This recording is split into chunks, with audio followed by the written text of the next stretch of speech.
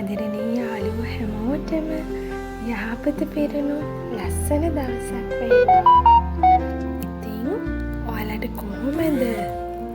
අද මම ඔයාලත් එක්ක බෙදාගන්නේ මැඩ ගොඩක් තිබුණු කාර්යබහුල දවසක්. ඉතින් ඊයේ රෑ සේදෙන්න මැෂින් එකට දාපු රෙදි ටික උදේම වනා ගන්නවා. මොකද මේ දවස්වල මෙහෙට වහිනවා. දවල් 1 පහ වෙනකොට නම් ඉතින් හස කළු කරගෙන ඇවිල්ලා දෝරේ ගලන්න වහිනවා. ඉතින් මේ උදේ වරුවේ රෙදි ටික වේලා ගන්න නිසා මම ඉතින් උදේම රෙදි ටික ඉක්මනින් දාගත්තා වෙලට.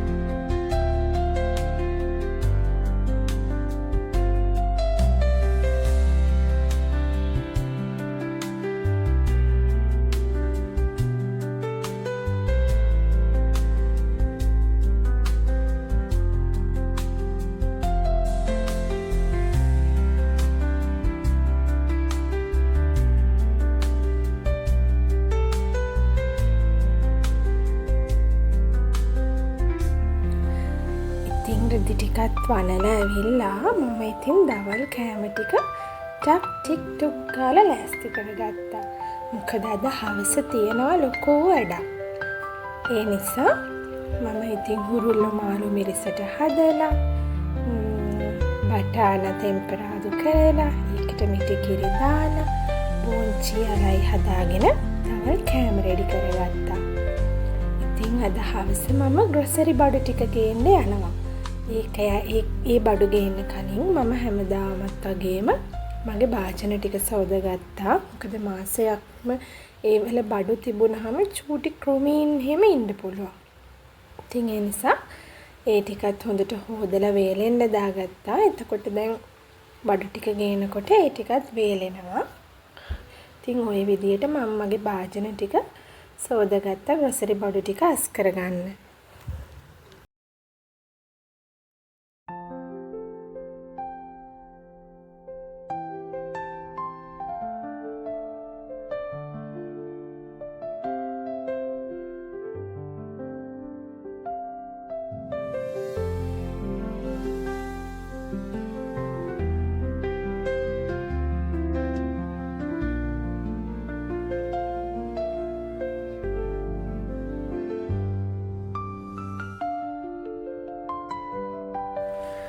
ඉතින් ඊට පස්සේ කිචන් එකේ පාවිච්චි කරපු කිචන් ටවල් ටික සෝදා ගන්න තමයි මේ හදන්නේ. මම කිචන් ටවල් සෝදන්න කලින් වොෂින් පවුඩර් ටිකක් වෙයි බේකින් පවුඩර් ටිකක් වෙයි දාලා මික්ස් කරපු වතුරට තමයි මේ කිචන් ටවල් ටික දාන්නේ. ඒ ටික දාලා පැයක් දෙකක් වගේ පෙඟෙන්න තියෙනවා.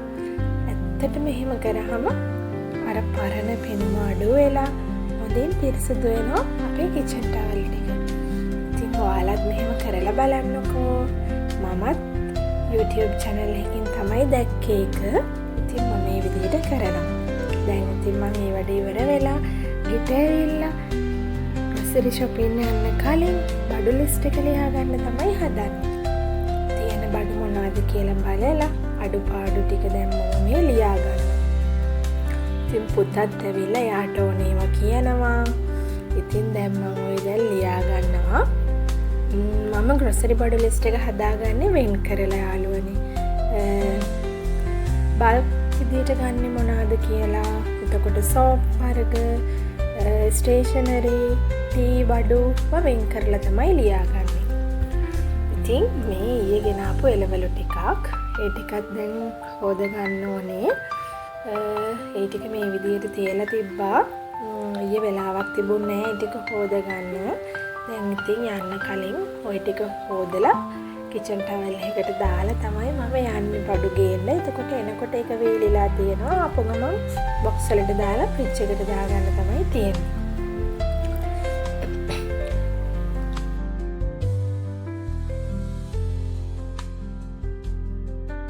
ඉතින් ඔය හතරේ පුතාගේ උදේ කෑම එකත් එයාට බඩගිනි කිව්ව නිසා ලෑස්ති කරා. දැන් මේ එළවලු ටික මම හොදගත්ත එළවලු ටික කිචන් ටවල් එකට දානවා වේලෙන්න.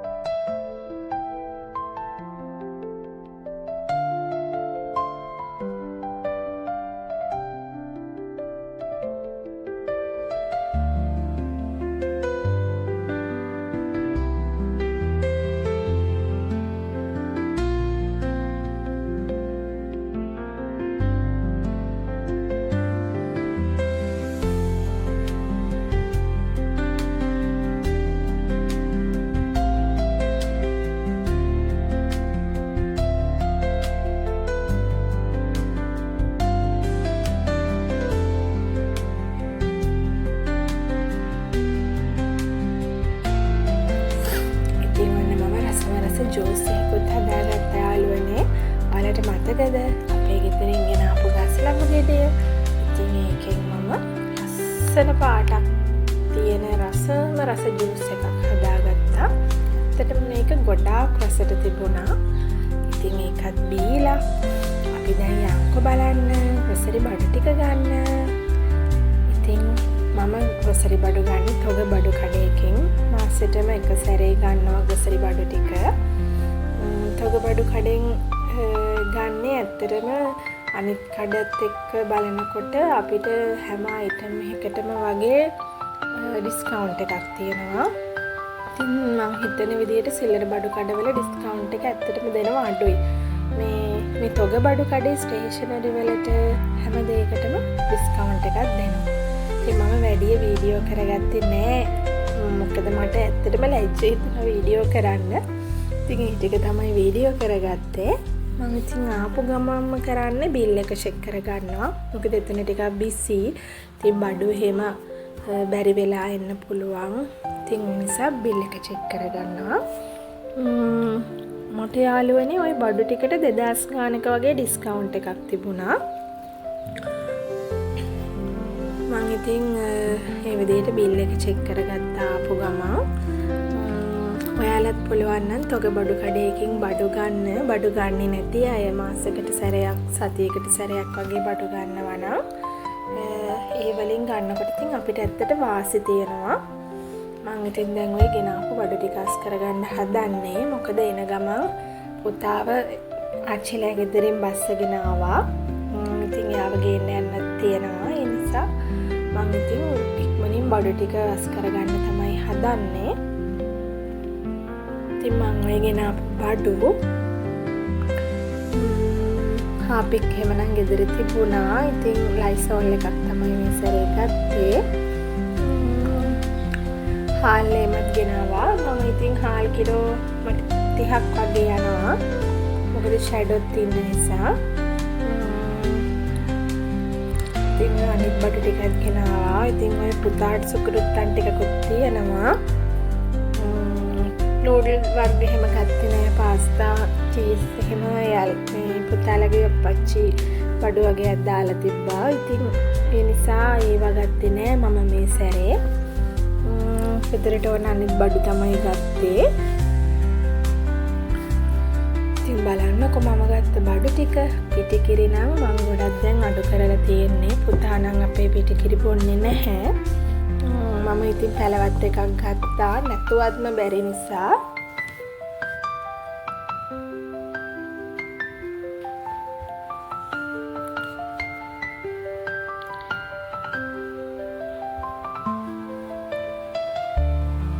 ඉතින් ඔය ජාති දෙක තුනකින් බිස්කටුත් ගත්තා. බිස්කට් නම් ඉතින් ඉවර වෙනවා.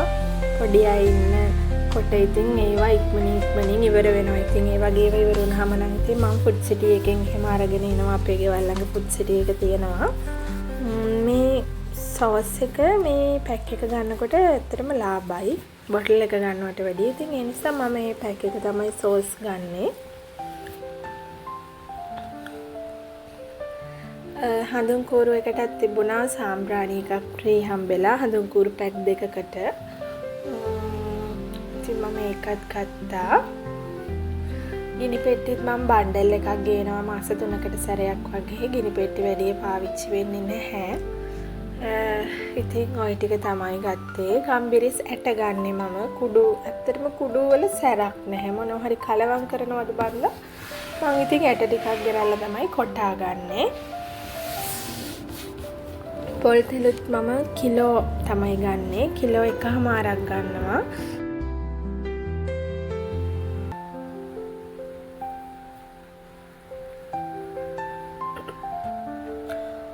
මම ඉතින් මේ විදිහට මගේ තියෙනවා කූඩ 3ක්.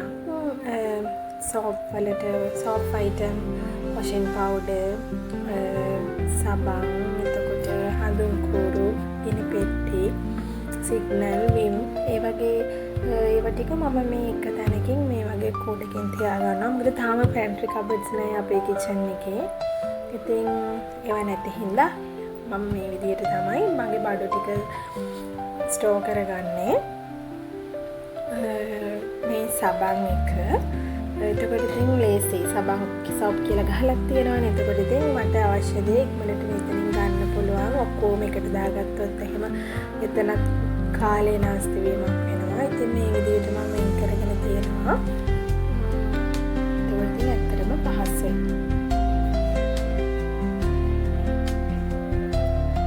මේක ග්‍රොසරි එක. මේක ඉතින් මම ඔය වැඩිපුර තියෙන 3-5 පැකට්, වැඩිපුර තියෙන ධාන්‍ය වර්ග, පපඩම්, ලුණු කුඩු, ඒ වගේ දේවල් මේකට දාගන්නවා.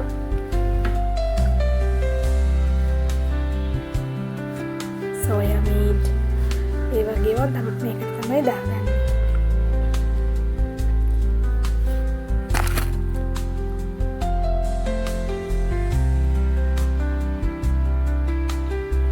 බිස්කට් කුඩු එහෙමනම් මම නිතරම ගේනවා. මොකද මම රෝල්ස් එහෙම හදනවා හින්දා ඉතින් ගේනවා.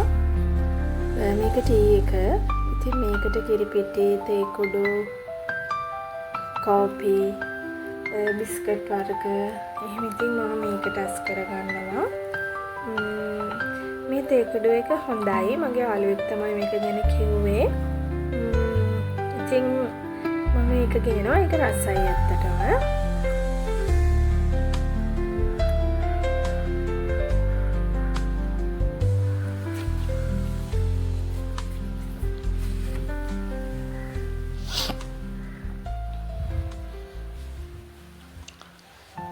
ඉතින් ඔය විදිහට බඩු ටික අස් කරගෙන වොෂ් එකක් එහෙම දාලා කර්ටන් එකක් තිබ්බා. ඒකත් මැෂින් එකට දාලා මම පුතාව ගේන්න තමයි හදන්නේ. ඉතින් දැන් කොහොමත් වෙලාව 5ට විතර වගේ ඇති. ඉතින් පුතාවත් අරගෙන මම්මලාගේ ගෙදරින් තේ ටිකකුත් එහෙම බීලා එන්න තමයි යන්න හදන්නේ. ඉතින් ඔයාලත් එන්නකො බලන්න.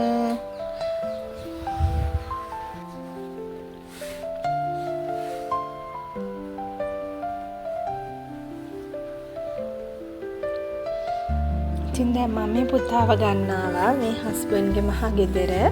මේ ඉතින් මේ ෂොප් එක උඩට නැගලා එයා පඩිපෙලෙන් යට තියෙන ෂොප් එක. ඉතින් මේ අර ඈතින් පේන මේන් රෝඩ් එක. ඉතින් එයා මේක උඩට නැගගෙන ඉතින් මාත් චුට්ටක් නැග්ගා. බයයි ඉතින් වැටුණොත් එහෙම. ඉතින් අපි දැන් ඔතන ටිකක් වෙලා හිටියා. ටිකක් වෙලා ඉඳලා තේ බීලා එහෙම ගෙදර ආවා.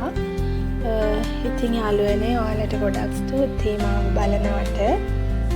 මාව සබ්ස්ක්‍රයිබ් කරලා නැත්නම් මාව සබ්ස්ක්‍රයිබ් කරන්න. ඔයාලා හැමෝටම ගොඩක් ආදරෙයි. ඉතින් මම තව වීඩියෝ එකකින් එනකම් සතුටින් පරිස්සමට ඉන්න. ජේසු පිහිටයි.